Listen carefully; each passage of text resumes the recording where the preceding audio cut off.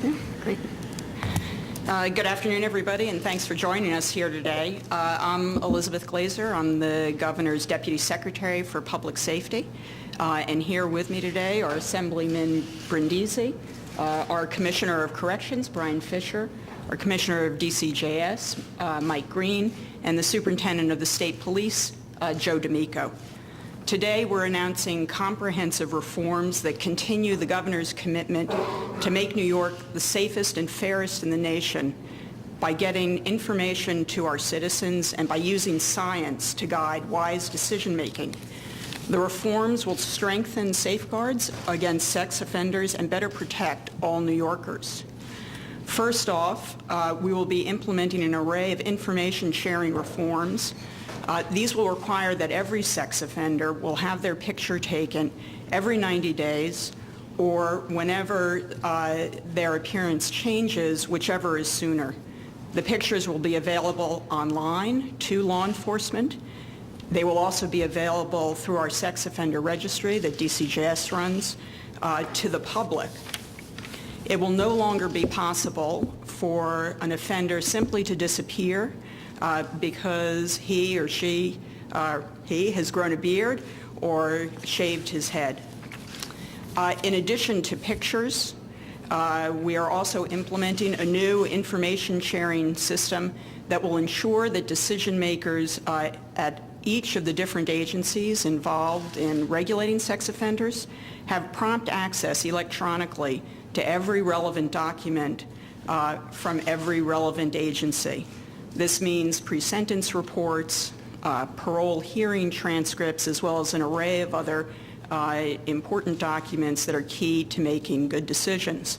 It'll mean that instead of relying on making a specific request or following up across agencies or finding and transmitting paper documents, there will be a centralized digital library of all the relevant records. In addition to the information sharing protocols, we're also revamping how we know who's dangerous and who's not so that the public is better protected. To ensure that we're safely and fairly managing sex offenders, we have over the last few months instituted new evidence-based practices and uniform standards that will more accurately identify who are the serious offenders. OMH, which screens the sex offenders, has begun to use a new risk assessment tool that, following the science, will consider all the factors that can best predict how probable it is that an individual will reoffend. And this means looking not only at things like an offender's criminal history, which have some predictive value, but also what are called dynamic risk factors, which mean things like the inability to form healthy relationships, sexual preoccupation, identification with children, and other factors. We've also instituted an additional trigger that will ensure early and in-depth review by a civil confinement review team. This review kicks in when an offender ranks high on a risk assessment or when concerns are expressed by parole staff. This new system, along with our information sharing reforms, will ensure that decision makers have all the relevant information to make informed and wise decisions about the offenders. And while we're vigilant in ensuring that we identify early those who are likely to reoffend, we're also focusing on reducing crime by implementing better evidence-based services when offenders are in the community. To make sure that we're using the most cost-effective services which have been proven in changing offender behavior, we're also implementing uniform standards for treatment providers who serve those offenders and improving communication between the service providers and parole officers. Today, we're also announcing 3 bills that the governor signed yesterday that further solidify these reforms and ensure that we get the right information to the public and the right information to decision makers. Assemblyman Brindisi, who moved, will discuss these reforms. But briefly, one of them ensures that serious, that is level 3 sex offenders have a new photo taken every 90 days, or if they substantially change their appearance, and this will obviously cut down on instances in which offenders try to evade detection. Another bill will require transcripts of parole board interviews to be part of the record.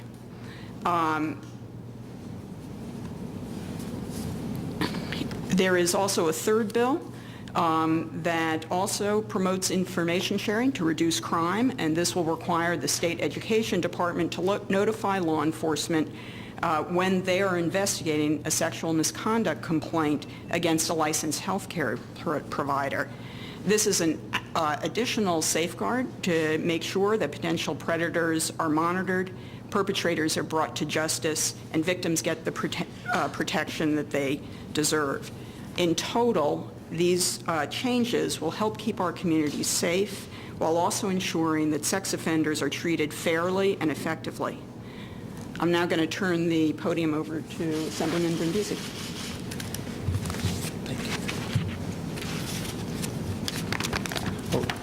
Thank you all for being here today. Good afternoon. I'm Assemblyman Anthony Brindisi. Today we are announcing new laws and important reforms that will protect our families and communities from sex offenders. I would like to especially thank the Governor for signing these bills into law. It is important for parents and community members to be able to recognize a past sex offender and be aware of the risks in their neighborhood. Currently, high-risk sex offenders are required to submit a photograph of themselves only once a year. Today's new law, which I sponsored in the Assembly, will authorize law enforcement to update photos of sex offenders every 3 months, or if an offender's appearance has changed, whichever is sooner. These photos will be sent to the Division of Criminal Justice Services, which will make sure that the most up-to-date photos are available centrally. Taking effect in 30 days, this law takes a major step in helping law enforcement find and identify offenders if they repeat their crimes or try to escape from supervision. The risk posed by each sexual offender is different, so it is important for the state agencies to decide how they should be monitored after they are released into our community. Another law signed by Governor Cuomo today that I was proud to sponsor in the Assembly will help the Office of Mental Health to better determine how to monitor offenders after their release by requiring the Board of Parole to record and provide a written transcript of offenders' release interviews. These parole transcripts will be provided to OMH and the Office of the Attorney General, who will make judgments on a case-by-case basis. This law will also take effect in 30 days, making sure that those who pose the greatest dangers to our society will be watched carefully. I commend the Governor and his team for their ongoing efforts to make the necessary reforms in state laws and standards to keep our neighborhoods safe. These new laws will go far in strengthening public safety. Thank you, and now I'm pleased to introduce Commissioner Fisher. Thank you, and good afternoon. My name is Brian Fisher, and I'm the Commissioner of the Department of Corrections and Community Supervision, formerly known as Parole. The Executive Chamber and all the agencies involved take the issue of sex offenders very, very seriously. And the goal, obviously, is public safety. There is a process by which we deal with sex offenders within the agencies and within the system. It's a process that involves identification, assessment, treatment, and supervision. The new laws enacted by the Governor and the Legislature ensure that the relevant information that we collect in parole and corrections is provided to the clinicians of OMH so they have a full picture of the offender before they make their decision.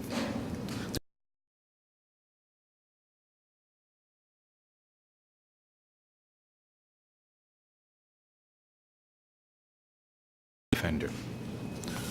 Going back to the transcripts, by providing transcripts of the Board of Parole to OMH, a full, complete picture is seen, particularly what the inmate might say during the course of his parole hearing. This material was often not available in the past. statements made by an offender is critical in making an assessment as to whether or not they could be a high risk, understand their problems, or a willingness to go for treatment. The goal of everything is to better determine who is a high-risk offender, who needs civil commitment, who needs strict community supervision, and in order to prevent each offender from reoffending and protect public safety. DOCS will continue to work with the Executive Chamber, OMH, DCJS, to improve the quality of our assessments, our treatment, and supervision of all sex offenders. On a supervision level, we are looking at assessment tools that have not been used in the past, which will allow parole officers to assess while the person is on parole, triggers, indicators of how well he's doing. Besides just feeling right or looking at the offender, we have assessment tools that are being developed, will be implemented over the next 6 months and thereafter, so any sex offender on community supervision will be, in effect, assessed on a regular basis. Again, looking for changes in behavior that we can then move on and prevent reoffending. I would like to now introduce Commissioner Michael Green from DCJS. Thank you, Commissioner. I'm Mike Green, and I'm the head of the state's Division of Criminal Justice Services. One of our missions at DCJS is to implement better and safer ways to help manage sex offenders after they're released back into the community, to make sure that we're doing everything we can to protect the public. At the Governor's direction, we've been working with our partners in law enforcement and the executive agency, the state police, the Department of Corrections, Office of Mental Health, and many others, to make sure that we're doing this in a way that will provide the public the most protection we can. And today I want to talk about 2 areas that we've been working on at the Governor's direction to make sure that this happens. First, within DCJS, one of the things that we do is maintain the sex offender registry. And within that registry, we post the most recent and accurate photo of the sex offenders that are available to help make sure that the public has all of the information that we're allowed to give them with regard to sex offenders. And with the direction that the Governor has had us go in, and with the new laws that are signed today, we're going to be able to provide more up-to-date photos, provide those photos so that the public can have the most accurate image of our sex offenders and hopefully provide better protection to the public. In addition to providing the public with photos so that parents, law enforcement, and other individuals will have access to information, we're also working on another prong that Deputy Secretary Glazer mentioned, and that is to help make sure that through this process, the records that exist in the Department of Corrections and other places get to the Office of Mental Health in a way that makes sure that we have, as a law enforcement community and as a state, all of the information that we need before us to make decisions on how to appropriately deal with sex offenders. And what we've been working on now at the Governor's direction is a project that will take those documents that Commissioner Fisher referred to, minutes from parole hearings, minutes from parole violation hearings, and other Department of Corrections records, and instead of relying on a manual process to get those to decision makers in the Office of Mental Health, through technology, we're going to have an integrated system where those records will automatically be pushed into the case files at the Office of Mental Health so that they will have access to the most accurate and most up-to-date information when they make decisions about sex offenders, including what sex offenders are candidates for civil confinement. We look forward to working with the Executive Chamber and with the other state agencies to continue to develop more recommendations and to further enhance public safety and improve the treatment and also the prevention of recidivism by sex offenders. And I'm confident that working together with the Governor will continue to make New York the safest large state in the country. I want to thank you, and it's now my pleasure to introduce Superintendent Tamiko of the New York State Police. Thank you, Commissioner Green. Good afternoon. My name is Joseph Tamiko. I'm Superintendent of the New York State Police. I'm happy to be here today to talk about these new laws and the effect that they have on law enforcement. These new laws will assist the men and women of the state police and all law enforcement in better protecting New Yorkers. The changes to the laws and the policies that you've heard about today will help keep New Yorkers safer from sexual predators. Being able to provide law enforcement with updated photos of these sexual offenders on a more frequent basis not only makes sense, it makes it easier for us to monitor these offenders and to apprehend those who continue to commit crime or elude supervision. Being able to access these photos in a single centralized registry will help us and all police agencies do our jobs faster and much more effectively. These new laws and the comprehensive reforms will help us to stay vigilant and act decisively when it comes to dealing with and monitoring these recidivist offenders. Additionally, the new law that you heard about, ensuring that we're notified when a healthcare provider is being investigated for abusing his or her position, also makes sense and will help police be more reactive to these offenses and help us to better protect the victims who are the most vulnerable. Again, I just want to applaud Governor Cuomo and the legislature for the leadership that they've shown in this area and for their continued commitment to keeping New Yorkers safe. Thank you. Thank you, Superintendent. We'll now take on-topic questions. Does this require offenders to get a new photo every time they change their appearances, or does it just allow the police to tell them? So, Commissioner Fisher, or you want to? There are two separate things going on.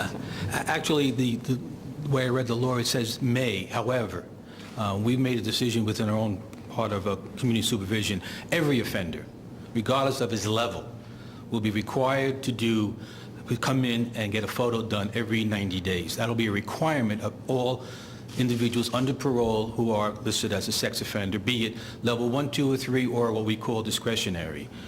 In addition, under parole, anytime an offender changes his appearance, both in prison and while on parole, we require that he get an updated photo in our system. So the answer is yes, they will be required. What is the definition of change of appearance? What would you Changes color of his hair, grows a beard, could have cosmetic surgery if he chose to. Anything that is discernible, we consider a change in appearance. Were sex offenders already required to show up every 90 days for some kind of appointment on their end? How would you know if they changed their appearance? Well, the level 3s are required by law for every annually. Otherwise, the levels 1s and 2s are required within 20 days of their assignment in the community, and then every 3 years. So we've taken a major step in ensuring that everybody's photo is taken up on a regular basis, as opposed to in the past, it was a little less direct. Were level 3s already coming in every 90 days for some kind of referral or some kind of counseling or something like that? In other words, they have to come in now, or they didn't have to come in to report for a photo or something? All level 3s are required to report in to some place in 90 days and annually to register with the registration system. And that time, they have to give a photo. Look at it this way. I believe when we operate it, right now, on an annual basis, they're required to come in, give a residence, take a photo. We've made that, based on the laws that the legislature put through, 90 days. What is the current rate of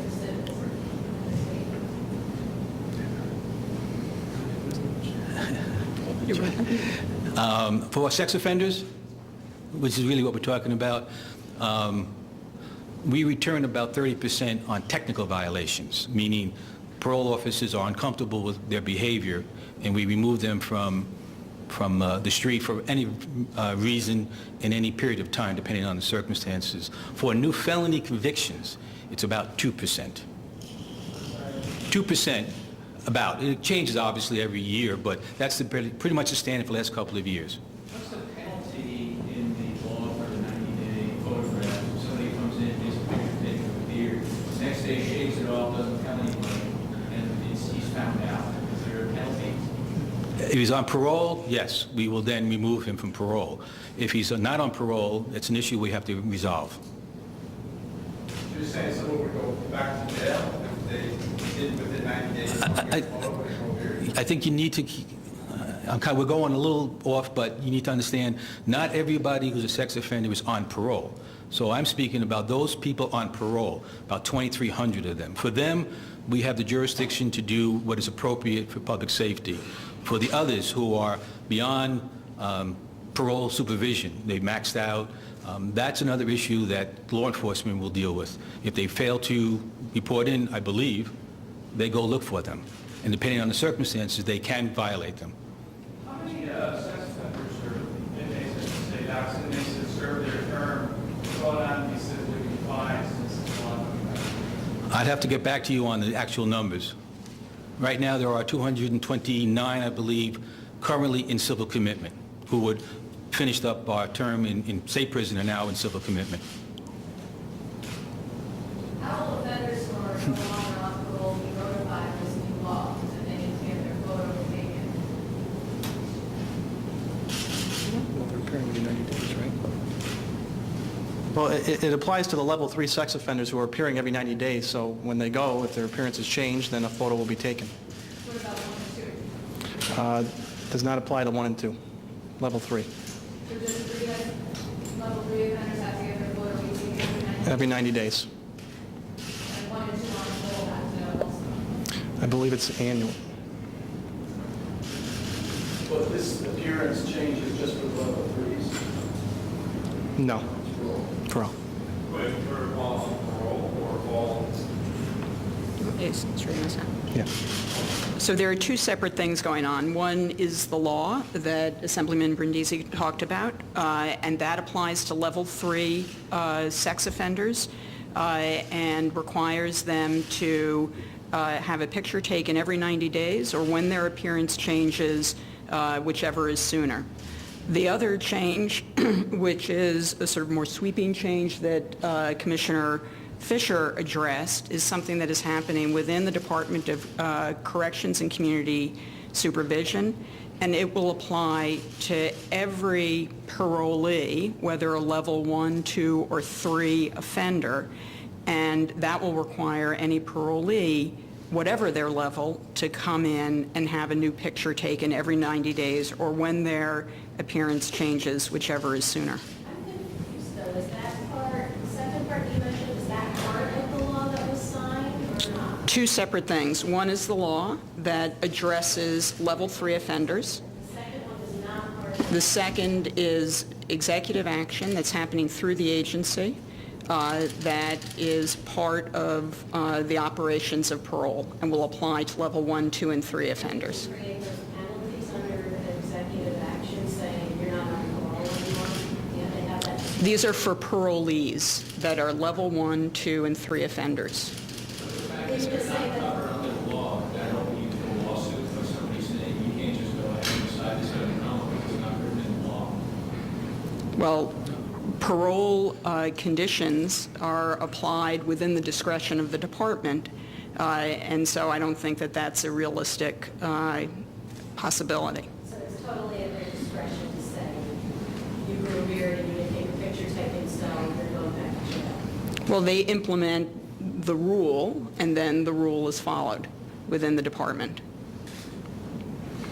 How, I think the threshold for appearance change, how realistically, how low would it work talking about mustaches, talking about shorter than normal haircut? Well, I think it's something that we have some experience with already, simply in the course of supervision. And Commissioner Fisher, do you want to address that? You keep in mind that on level 3s, every local law enforcement agency has a list of people who are level 3s. They know these people have to come in now every 90 days to get a picture. Law enforcement people will be looking at these people. If their facial recognition is different, they're going to require it anyway, but now clearly they're looking, I believe, they would argue that they're looking more closely. And that was the intent of the law, to make sure two things. One is we have an up-to-date, as much up-to-date picture as possible, and anytime someone's changed, and many of our local law enforcement people know who our level 3s are, they see them in the community. If they see something, they have the authority to say, come in and take a picture. So is that the discretion of the local? I would believe it would be. That would be the intent.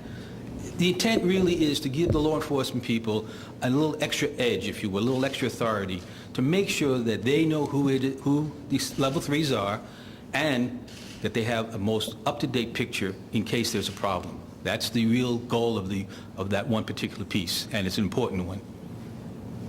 What about the The pieces you're going to have to, Board of Parole is going to have to report and write down the transcript of the police interviews for the changed sex offenders. How's that going to work? Is that something to be made public? All parole board hearings are transcribed. All we're going to be doing is making sure that for the sex offenders, all that material is sent to OMH for their review, the clinicians to review it. It's always been done. We've always had transcripts. We're now making sure that every transcript, every parole board hearing is made available fully to the Office of Mental Health. So was that an area that there was just a disconnect between the agencies? No, it was just a matter of historical problems, paper pushing, time frames. This is designed now under the law is to make this as immediate and complete as possible, and ultimately electronically transferred. So was that a similar issue with the licensed healthcare providers, that information wasn't being shared with law enforcement? No, that's a different issue all by itself. I think one is a notification issue. Is law enforcement being notified when an agency receives this kind of complaint? And that's what the sort of education, licensed healthcare law is about. The second piece, which is on the parole transcripts and then kind of a broader executive reform, is to ensure that we have in an electronic, easily accessible way the array of documents that all the agencies need or the relevant agencies need to make their decisions.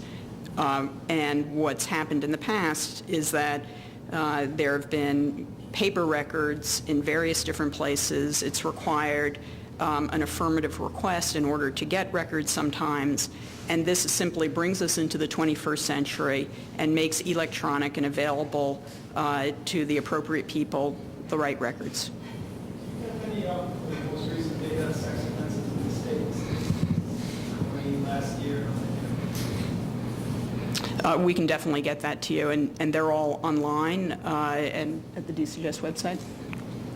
Also, generally, studies show recidivism drops as things age out. Is that true or not true for sex offenders? I don't know the answer to that. Do you know the answer? I don't think that in general, right? I don't know the answer to that. Great. Thanks, guys.